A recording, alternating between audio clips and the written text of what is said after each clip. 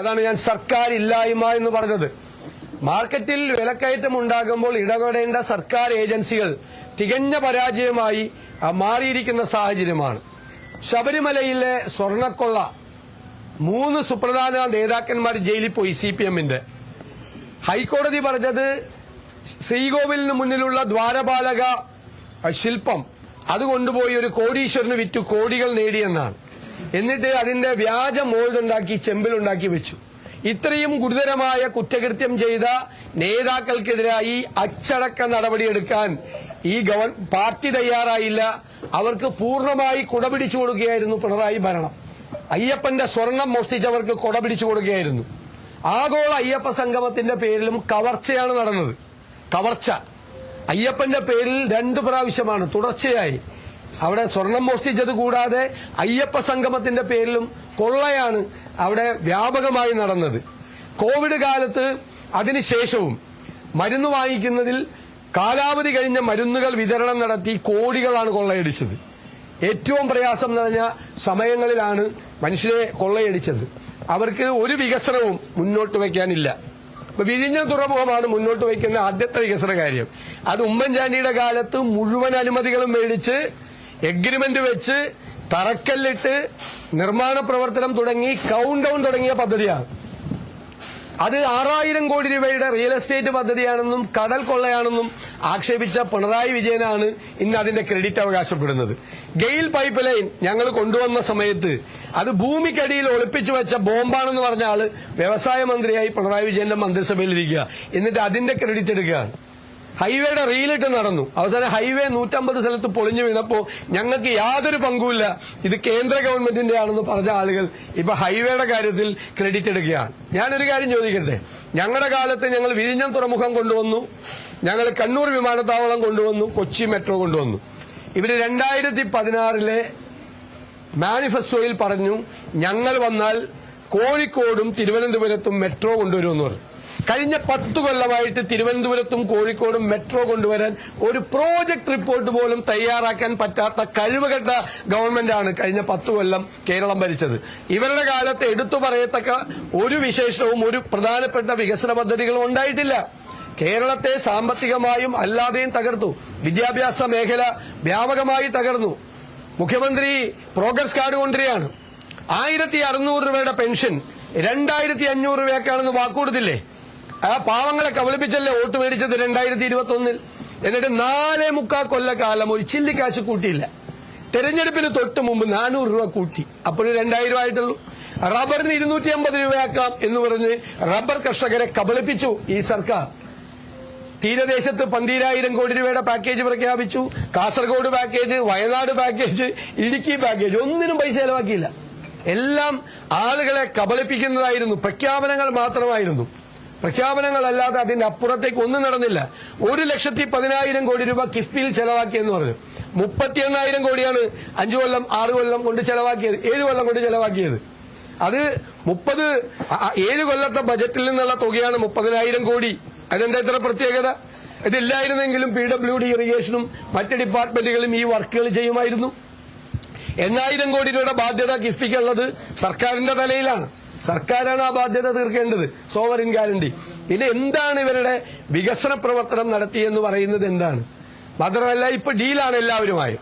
മുഖ്യമന്ത്രി പറഞ്ഞത് 4 വോട്ടിന് വേണ്ടി രാഷ്ട്രീയ ചെറ്റത്തരം കാണിക്കില്ല എന്ന് പറഞ്ഞു. ഇപ്പൊ അദ്ദേഹം കാണിച്ചുകൊണ്ടിരിക്കുന്ന അതാണ്. ഞാൻ ആ വാക്കുപയോഗിക്കുന്നില്ല.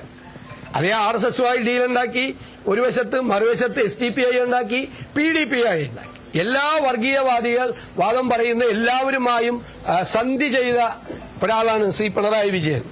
അദ്ദേഹം നുണകൾ ആവർത്തിക്കുകയാണ്. നുണകളാണ് അദ്ദേഹം പറഞ്ഞുകൊണ്ടിരിക്കുന്നത്. ആദ്യം പറഞ്ഞു ജമാഅത്ത് ഇസ്ലാമിയുമായിട്ട് ബന്ധമില്ലെന്ന് പറഞ്ഞു. ഒരു ബന്ധം ഉണ്ടായില്ലെന്ന് പറഞ്ഞു. ഞങ്ങൾ അദ്ദേഹത്തിന്റെ വീഡിയോ ക്ലിപ്പ് ഹാജരാക്കി. ജമാഅത്ത് ഇസ്ലാമിയായിട്ട് ബന്ധമുണ്ട് എന്ന് തെളിയിക്കുന്ന അദ്ദേഹം തന്നെ പറഞ്ഞത്.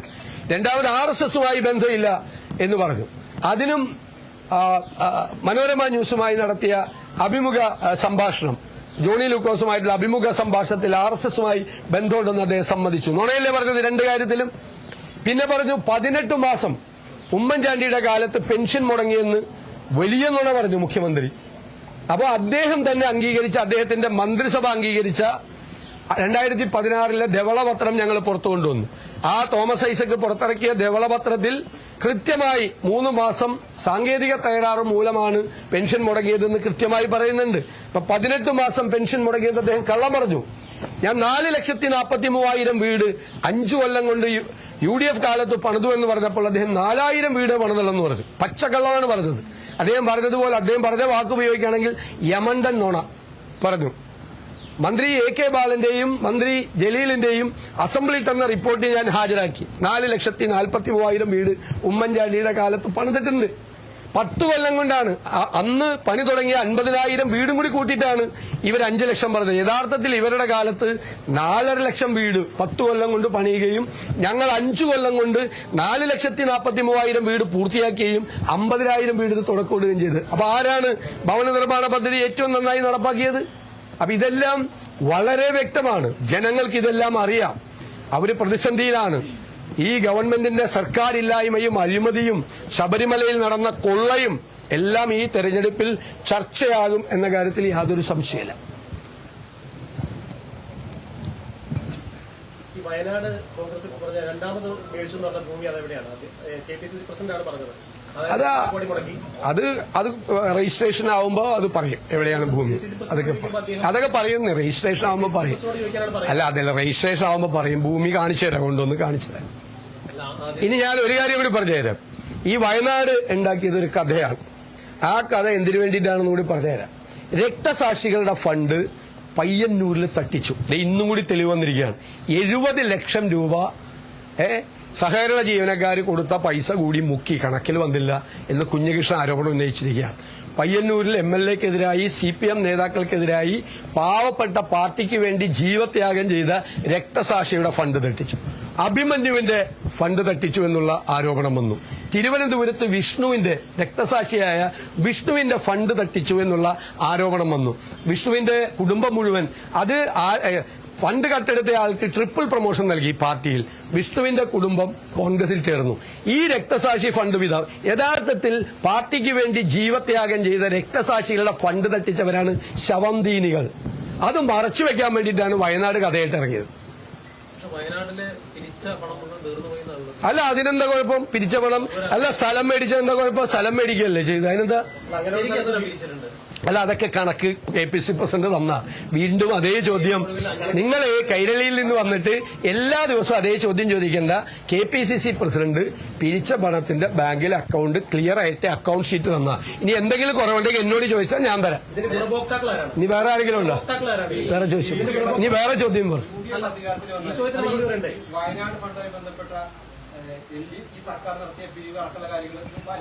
ഉറപ്പായിട്ട് പറയും. അതായത് ഉറപ്പായിട്ട് നമ്മൾ അന്വേഷിക്കും. 742 കോടി രൂപ കളക്ട് ചെയ്തു. ഒരുപാട് സ്പോൺസർഷിപ്പ് കിട്ടി. 174 വീടാണ് ഇപ്പൊ പണിത്. 174 വീട്. അതിന്റെ തുക എന്ന് പറയുന്ന ഭീമമായ തുകയാണ് അതിനുവേണ്ടി ഇടവാക്കിയിരിക്കുന്നത്. ഈ വീട് പണിത് നടന്നിരിക്കുന്നതിൽ തന്നെ അവിടെ ആ സ്ക്വയർ ഫീറ്റ് അനുസരിച്ച് കണക്കാക്കിയാൽ തന്നെ ഇത്രയും തുക വരില്ല. അപ്പോൾ ഈ വീട് പണിയിൽ ഊരാളുകളിലെ ഏൽപ്പിച്ച് നടന്ന വീട് പണിയിൽ വ്യാപകമായ അഴിമതി വീടിന്റെ കാര്യത്തിൽ അവിടെ നടന്നിട്ടുണ്ട്. മാത്രമല്ല, ഇപ്പൊ ഞങ്ങൾ കല്ലിട്ടിട്ട് അവിടെ പണി തുടങ്ങിയില്ല എന്നാണ് ആരോപണം. പിണറായി വിജയൻ പോയി ഉദ്ഘാടനം ചെയ്തിട്ട് അവിടെ ആരും താമസിക്കുന്നില്ലല്ലോ. അതിന്റെ തലേദിവസം ലീഗിന്റെ വീട് ഉദ്ഘാടനം ചെയ്തിട്ട് അവിടെ ആളുകൾ താമസിക്കുന്നുണ്ടല്ലോ. ലീഗ് ഉദ്ഘാടനം ചെയ്ത വീട്ടിൽ ആളുകൾ താമസിക്കുന്നുണ്ട് ഇല്ലേ? പിണറായി വിജയൻ ഉദ്ഘാടനം ചെയ്ത സ്ഥലത്ത് ആരും വീട്ടിൽ താമസിക്കുന്നില്ലല്ലോ. താമസത്തിനായിട്ടില്ല അവിടെ. അപ്പൊ ഞങ്ങൾ കല്ലിട്ടതിന് പണി പിറ്റേ ദിവസം തുടങ്ങിയില്ല എന്ന് പറഞ്ഞ ആക്ഷേപം ഉന്നയിക്കുന്നവര് ഇവര് ഉദ്ഘാടനം ചെയ്ത് പിറ്റേ ദിവസം ആളുകളോട് താമസിക്കണ്ടേ? കൊടുത്താൽ കൊല്ലത്തും കിട്ടും, മനസ്സിലാക്കിയാൽ മതി. ഉറപ്പായി അന്വേഷിക്കും. അതിലെ കൃത്രിമം മുഴുവൻ UDF സർക്കാർ വരുമ്പോൾ അന്വേഷിക്കും. മാത്രമല്ല, ഇത്രയും പൈസ ഞാനും കൂടി പൈസ കൊടുത്താണ്. 742 കോടി രൂപ ബാങ്കിൽ കിടക്കുകയാണ്. ചികിത്സാ സഹായം കൊടുക്കൂല പാവങ്ങൾക്ക്. അവിടെ 143 കുട്ടികൾ പ്രൊഫഷണൽ കോളേജിൽ പഠിക്കുന്നുണ്ട്. അവർക്ക് MLA മുൻകൈ എടുത്തിട്ടാണ് സ്പോൺസർഷിപ്പ് വാങ്ങിച്ചിട്ട് അവർ പഠിക്കുന്നത്. പഠിക്കാനുള്ള ധനസഹായം പോലും ഗവൺമെന്റ് കൊടുത്തില്ല. പലർക്ക് റെന്റ് കൊടുത്തില്ല. ഇപ്പൊ പോലും 3 വാർഡിലെ ഇപ്പൊ എന്റെ നിയോജകമണ്ഡലത്തിൽ 2018 ദുരന്തം ഉണ്ടായപ്പോൾ 2000 വീട് തകരുകയും 3000 വീട് പാർഷ്യലി ഡാമേജ് ആവുകയും ചെയ്തു. വലിയ ദുരന്തമാണ് ഉണ്ടായത്. ഇതാകെ 3 പഞ്ചായത്ത് വാർഡിലുണ്ടായ 400 വീട് തകർന്നിട്ട് 174 ഇപ്പൊ ഉണ്ടാക്കിയുള്ളൂ. അതിന്റെ ലിസ്റ്റ് പോലും, വിക്ടിംസിന്റെ ലിസ്റ്റ് പോലും കൃത്യമായി ഇതുവരെ തയ്യാറാക്കാൻ ഗവൺമെന്റിനെ കൊണ്ട് കഴിഞ്ഞിട്ടില്ല. മാത്രമല്ല, അപകടകരമായ മേഖലയിൽ താമസിക്കുന്ന ആളുണ്ട്. അവരോട് താമസിക്കരുതെന്ന് പറയാം, അവർക്ക് വീട് കൊടുക്കാതിരിക്കുക. ഇതുപോലുള്ള കാര്യങ്ങളാണ് അവിടെ ചെയ്തിരിക്കുന്നത്. അപ്പൊ ഗുരുതരമായ ഒരു വിഷയമാണ് ഇന്ന് മാത്യു കുഴൽനാടൻ പുറത്തുവിട്ടിരിക്കുന്നത്. മന്ത്രി കൃഷ്ണൻകുട്ടിയുടെ ഒരു സംഭാഷണമാണ് പുറത്തു വന്നിരിക്കുന്നത്. ഞാൻ പറയാം, 2018 ദുരന്തമുണ്ടായി, അതിൽ നിന്ന് വെള്ളം ഒഴുകിപ്പോയി ആളുകളെ നമ്മൾ പുനരധിവസിപ്പിക്കുന്ന സമയത്ത് ആദ്യമായി അതൊരു മാൻമെയ്ഡ് ഡിസാസ്റ്ററാണ്, മനുഷ്യനിർമ്മിത ദുരന്തമാണെന്ന് ആക്ഷേപം ഉന്നയിച്ചത് അന്ന് പറവൂർ MLA ആയ ഞാനാണ്. ഇന്ന് അതിനെ അടിവരയിട്ടുകൊണ്ടാണ് മന്ത്രി തന്നെ പറയാണ്, മന്ത്രി അന്നത്തെ ഇറിഗേഷൻ വകുപ്പ് മന്ത്രിയായ മാത്യു ടി തോമസിന് ഇതിന്റെ അകത്ത് നിർണായകമായ പങ്കുണ്ട്, പലരെയും സഹായിക്കാൻ വേണ്ടിയിട്ടാണ് ചെയ്തതെന്നുള്ള ഗുരുതരമായ ഒരു ആരോപണം ഈ മന്ത്രി തന്നെ പറയുന്നതാണ് ടെലിഫോൺ സംഭാഷണം പുറത്തു വന്നിരിക്കുന്നത്. ഇത് ഗൌരവമായി അന്വേഷിക്കണം. 2 മന്ത്രിമാരും അടിയന്തരമായി രാജിവെക്കണം എന്നാണ് ഞങ്ങൾ ആവശ്യപ്പെടുന്നത്. 2 മന്ത്രിമാരും അടിയന്തരമായി രാജിവെക്കണം. മാത്യു ടി തോമസ് ആദ്യം രാജിവെക്കണം. രണ്ടുപേരും രാജിവെക്കണം. 2018 നടന്ന എത്ര പേരാണ് മരിച്ചത്, എത്ര പേരാണ് ദുരിതത്തിലായത്, എത്ര പേരുടെ വെള്ളം കയറിയത്, എന്തെല്ലാം നശിച്ചു, എത്രയോ. കേരളത്തിൽ ഏറ്റവും കൂടുതൽ ദുരന്തമുണ്ടായ ഒരു നിയോജകമണ്ഡലത്തിൽ ഒന്നാണ് എന്റെ പറവൂർ. ഇതിനൊക്കെ ആര് കണക്ക് പറയും? അതിൽ മറ്റൊരു മന്ത്രിക്ക് ഉത്തരവാദിത്വം ഉണ്ടെന്ന് വേറെ മന്ത്രി പറയാണ്. ഒരേ പാർട്ടിയിലെ 2 മന്ത്രിമാരാണ് കുറിച്ചാണ് മറ്റേ മന്ത്രി ആക്ഷേപം ഉന്നയിക്കുന്നത്. ഗുരുതരമായ ആരോപണമാണ് കൃഷ്ണൻകുട്ടിയുടെ ആരോപണം. ഇവര് രാജിവെക്കണം. ചെന്നൈ IIT കേന്ദ്ര ജല കമ്മീഷൻ പറഞ്ഞിരിക്കുന്നത് അതിശക്തമായ മഴ കാരണമാണ് പ്രളയം ഉണ്ടായെന്നാണ്. അപ്പൊ അതിനെ താങ്കൾ തള്ളി പറയുകയാണ്? അല്ലല്ല, അതിശക്തമായ മഴ വരുമ്പോഴുള്ള ഡാം മാനേജ്മെന്റ് പലരെയും സഹായിക്കാൻ വേണ്ടി സൗകര്യത്തിനാണ് ഡാം മാനേജ്മെന്റ്. മഴ പെയ്യുമ്പോൾ ഡാം മാനേജ്മെന്റ് ചെയ്യണം. മഴ പെയ്യുമ്പോ, അതായത് ഇൻഫ്ലോ ഡാമിന്റെ അകത്ത്, ഞാൻ ഡാം മാനേജ്മെന്റ് പഠിച്ച ആളാണ്, അതുകൊണ്ട് പറയാം, താങ്കൾ നല്ല ചോദ്യം ചോദിച്ചത്. ഡാമിനകത്തേക്കുള്ള വെള്ളത്തിന്റെ ഇൻഫ്ലോയും ഔട്ട്ഫ്ലോയും കണക്കാക്കണം, മഴ പെയ്യാനുള്ള സാധ്യത കണക്കാക്കണം, താഴേക്ക് വെള്ളം ഒഴുകി വരുന്ന സ്ഥലത്തെ വെള്ളത്തിന്റെ നിരപ്പ് അളക്കണം. ഇതെല്ലാം കൂടി ഇന്റഗ്രേറ്റ് ചെയ്തിട്ടാണ് ഡാം എപ്പോൾ തുറക്കണം, ഏത് സമയത്ത് അടയ്ക്കണം എന്ന് തീരുമാനിക്കുന്നത്. അപ്പൊ മഴ ശക്തിയായിട്ട് ഈ കാച്ച്മെന്റ് ഏരിയയിൽ മഴ പെയ്യുന്നത് കൂടി കണക്കാക്കി, ആ പ്രഡിക്ഷൻ കൂടി കണക്കാക്കിയാണ് ഡാം മാനേജ്മെന്റ്.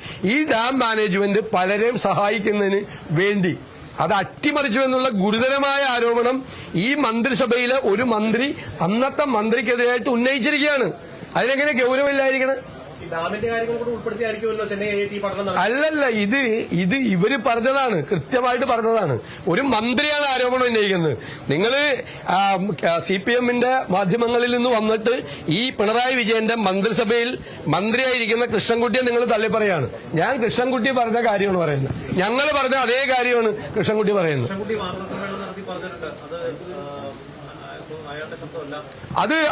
അത് പരിശോധിച്ച് അദ്ദേഹത്തിന്റെ ശബ്ദമല്ല. അല്ലല്ല, കൃഷ്ണൻകുട്ടി പറഞ്ഞാണുള്ളത്. ഈ കാര്യം കൃഷ്ണൻകുട്ടി പറഞ്ഞതല്ല എന്ന് തെളിയിക്കണ്ടേ? ഇത് ഉണ്ടാക്കിയതാണ് കൃഷ്ണൻകുട്ടിയുടെ. ഞാനിത് നേരത്തെ കേട്ടാണ്, പക്ഷെ ഇതെന്നെ കേൾപ്പിച്ച ആളെ എനിക്ക് തന്നില്ല ശബ്ദരേഖ. ഞാൻ നേരത്തെ കേട്ട ആളാണ്. എന്റെ കയ്യിൽ തെളിവില്ലാത്തതുകൊണ്ട് ഞാൻ ആരോപണം ഉന്നയിച്ചില്ല എന്ന് മാത്രമേ ഉള്ളൂ. മാത്യു കൊല്ലനാടിന്റെ ആ ശബ്ദരേഖ കിട്ടിയതുകൊണ്ടാണ്. വളരെ മുമ്പ് ഈ ശബ്ദരേഖ കിട്ടിയതാണ്, ഞാൻ കേട്ടതാണ് ഈ ശബ്ദരേഖ. പക്ഷെ ശബ്ദരേഖ സൂക്ഷിച്ചു വെച്ചാൽ എന്റെ കയ്യിൽ തന്നില്ല. ഞാൻ കേട്ടാണ് ശബ്ദരേഖ മുഴുവൻ. ഞാൻ അതുകൊണ്ട് ഇപ്പൊ കേട്ടില്ലല്ലോ, നേരത്തെ മുഴുവൻ കേട്ടാണ് ശബ്ദരേഖ. ഇത് കൃഷ്ണൻകുട്ടിയുടെ ശബ്ദമല്ലെന്ന് ഞാൻ വെല്ലുവിളിക്കുന്നത്. അതുകൊണ്ടാണ് ഞാൻ പറഞ്ഞത്, നുണ പറഞ്ഞ കൃഷ്ണൻകുട്ടിയും ആരോപണ വിധേയനായ മാത്യു ടി തോമസും അത് പറയണം. മാത്യു ടി തോമസ് ഇപ്പൊ മന്ത്രിയല്ല, പക്ഷെ അദ്ദേഹം ഉത്തരവാദിയാണെന്ന് അദ്ദേഹത്തിന്റെ പാർട്ടിയിൽപ്പെട്ട എന്ത് LDF ആണ്. ഇനി വേറൊരു കാര്യം കൂടി ഞാൻ പറഞ്ഞുതരാം. നിങ്ങളെല്ലാം കുറെ മാധ്യമങ്ങൾ, എല്ലാവരും അല്ല കേട്ടോ, നിങ്ങളെല്ലാവരും കൂടി എടുക്കരുത്. എന്തായിരുന്നു UDF-ൽ അന്തചിത്രം, കോൺഗ്രസിൽ ഭയങ്കര കുഴപ്പം, ഇതെല്ലാം പറഞ്ഞ് വാർത്തകളുണ്ടാക്കി. UDF ഒരവസരവും ഇല്ലാതെ സീറ്റ് വിഭജനം പൂർത്തിയാക്കി. കോൺഗ്രസ് ഒറ്റക്കെട്ടായിട്ട് തെരഞ്ഞെടുപ്പിന് പ്രവർത്തിക്കുന്നു. ഇപ്പൊ എവിടെയാണ് തെരഞ്ഞെടുപ്പിന്റെ തിരശീല വീഴാൻ പോകുമ്പോൾ ഞാൻ കേരളത്തിലെ മാധ്യമങ്ങളോടും പൊതുസമൂഹത്തോടും ചോദിക്കുന്നു, എവിടെയാണ് പ്രശ്നം മുഴുവൻ, റിബൽ ശല്യം മുഴുവൻ CPM-ലാണ്. എത്ര റിബൽ സ്ഥാനാർത്ഥികളാണ് പാർട്ടി വിട്ടുപോകുന്ന എത്ര പേരാണ് കേരളത്തിൽ മത്സരിക്കുന്നത്? കേരളത്തിലെ CPM-ന്റെ ചരിത്രത്തിൽ ഒരിക്കലും ഇല്ലാത്ത രീതിയിൽ ആലപ്പുഴയിൽ മുൻ മന്ത്രി മത്സരിക്കുന്നു, മുൻ MLA ഒറ്റപ്പാലത്ത് മത്സരിക്കുന്നു, മുൻ മുഖ്യമന്ത്രിയുടെ സന്തത സഹചാരി മലമ്പുഴയിൽ മത്സരിക്കുന്നു, മുഖ്യമന്ത്രിയുടെ സ്വന്തം ജില്ലയിൽ കണ്ണൂരിലെ കമ്മ്യൂണിസ്റ്റ് കോട്ടയിൽ മുഖ്യമന്ത്രിയെയും CPM നേതാക്കളെയും വെല്ലുവിളിച്ചുകൊണ്ട് 2 മുതിർന്ന CPM നേതാക്കൾ മത്സരിക്കുന്നു. എവിടെയാണ് കുഴപ്പം? കോൺഗ്രസിലാണ് കുഴപ്പമെന്ന് പറഞ്ഞിട്ട് കോൺഗ്രസിന്റെ പുറകെ മൈക്രോസ്കോപ്പിക് ലെൻസുമായി നടന്നവരോട് ഞാൻ ചോദിക്കുന്നു, തെരഞ്ഞെടുപ്പിന്റെ തിരശീല വീഴാൻ തെരഞ്ഞെടുപ്പിലേക്ക് പോകാൻ മണിക്കൂറുകൾ മാത്രമുള്ളപ്പോൾ കമ്മ്യൂണിസ്റ്റ് പാർട്ടിയിലാണ് അന്തഛിദ്രം. CPM-ൽ പിണറായി വിജയന്റെ ഏകാധിപത്യത്തിനെതിരായി, കൊള്ളയ്ക്ക് കൂട്ടുനിൽക്കുന്നതിനെതിരായി, ഈ പാർട്ടിയുടെ നയങ്ങൾക്കെതിരായി അതിശക്തമായ പ്രതിഷേധമാണ് പാർട്ടിക്കകത്ത് ഉണ്ടാകുന്നത്. ഇത് പുറത്തു വന്നതാണ്, അകത്ത് നടക്കുന്നത് ഇതിനേക്കാൾ വലുതാണ്. മുതിർന്ന നേതാക്കളുടെ പിന്തുണയോടുകൂടിയാണ് ഈ റിബലുകൾ മത്സരിക്കുന്നത്. മുതിർന്ന നേതാക്കൾ അണിയറയിലാണ് പ്രവർത്തിക്കുന്നത്. എനിക്കറിയാം, ഞാൻ കൃത്യമായ അറിവോടുകൂടിയാണ് ഞാൻ ഇതെല്ലാം പറയുന്നത്. ഈ അന്തഛിദ്രം നടക്കുന്നത് CPM ആണ്. CPM ഈ തെരഞ്ഞെടുപ്പ് കഴിഞ്ഞാൽ ശിഥിലമായി പോകും, ഒരു സംശയവും വേണ്ട.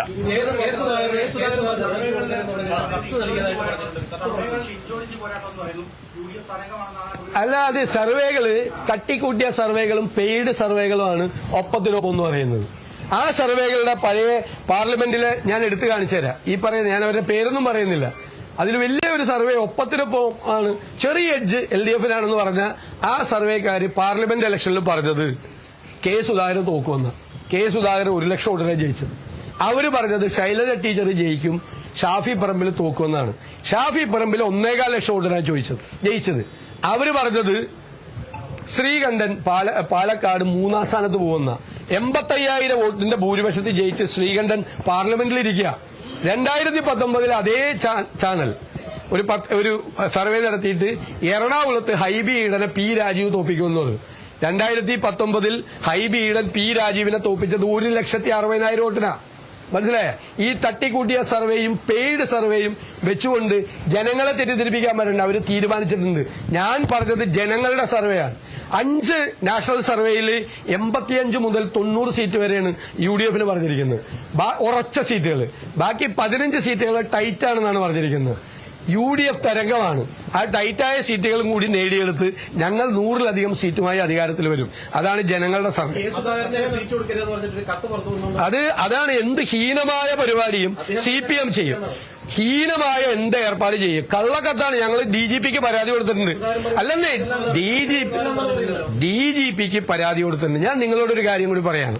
കെ സുധാകരനെ പോലത്തെ ഒരാളെ ഇപ്പോഴത്തെ ഒരു പ്രത്യേക സമയത്ത് പോയി അദ്ദേഹത്തെ ഇന്റർവ്യൂ നടത്തി അദ്ദേഹത്തിന്റെ കയ്യിൽ നിന്നും ഇങ്ങനെ വിവരങ്ങൾ ശേഖരിക്കാൻ കുത്തി ചോദിക്കുന്നത് ഹീനമായ മാധ്യമപ്രവർത്തനമാണ്. ഹീനമായ മാധ്യമപ്രവർത്തനം. ഞാൻ അത്രേ പറയുന്നുള്ളൂ.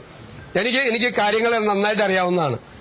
അദ്ദേഹത്തെ പോലെ ഒരാളുടെ അടുത്ത് ഇപ്പോൾ നിങ്ങൾ പോയി കുത്തി ചോദ്യങ്ങൾ ചോദിച്ച് ആവശ്യമില്ലാത്ത വാർത്തകൾ ഉണ്ടാക്കുന്നത് ഹീനമായ മാധ്യമപ്രവർത്തനമാണ്.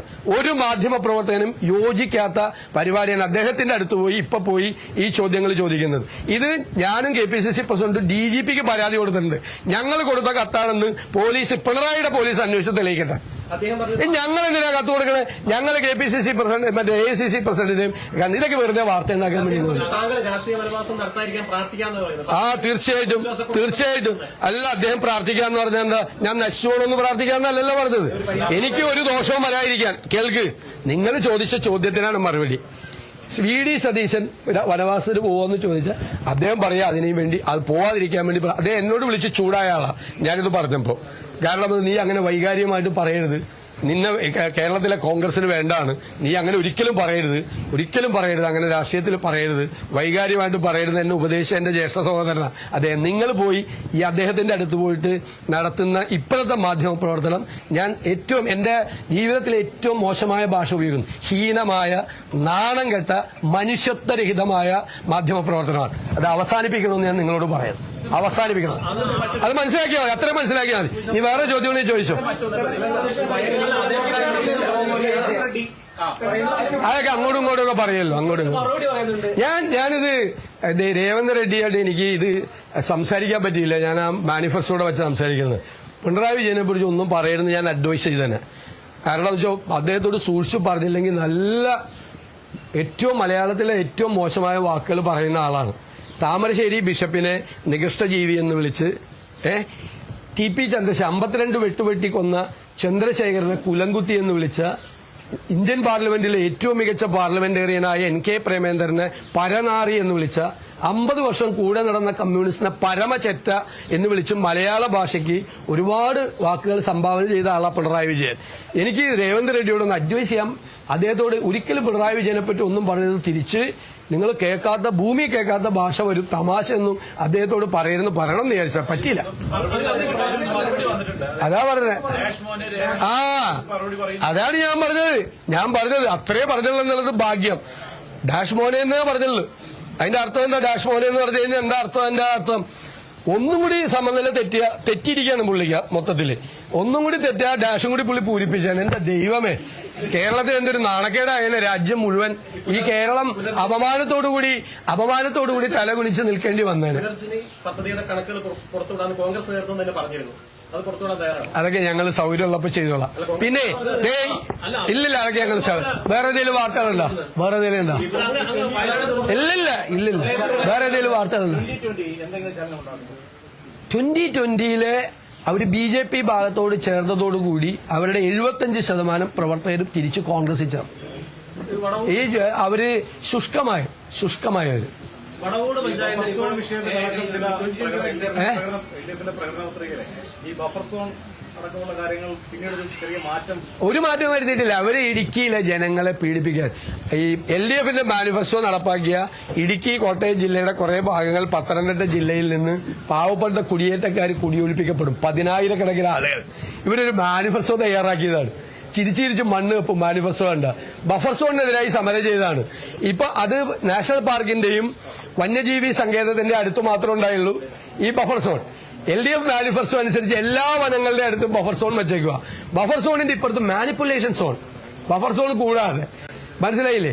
പിന്നെ 1 വർഷത്തിനകം ഏകവിള തോട്ടങ്ങളെല്ലാം വനഭൂമിയാക്കി പ്രഖ്യാപിക്കുമെന്നാണ്. കർഷകർക്കെതിരായ, മലയോരത്തെ ജനങ്ങൾക്കെതിരായിട്ടുള്ള മാനിഫെസ്റ്റോണ് LDF പ്രഖ്യാപിച്ചത്. ശുദ്ധ അബദ്ധങ്ങളാണ് ഇവരുടെ മാനിഫെസ്റ്റോയിൽ എഴുതി വെച്ചിരിക്കുന്നത്.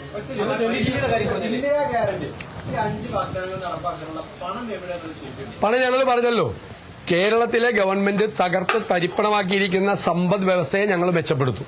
മികച്ച ഫിനാൻസ് മാനേജ്മെന്റ് കൊണ്ട്, ആസൂത്രിതമായ നികുതി ഭരണം കൊണ്ട്, ഖജനാവിന്റെ ചോർച്ചയടയ്ക്കാനുള്ള കർക്കശമായ നിലപാടുകൾ സ്വീകരിച്ചുകൊണ്ട്, സമ്പദ്ഘടനയെ ഉത്തേജിപ്പിച്ചുകൊണ്ട്. ഇപ്പൊ ഉദാഹരണത്തിന് കേരളം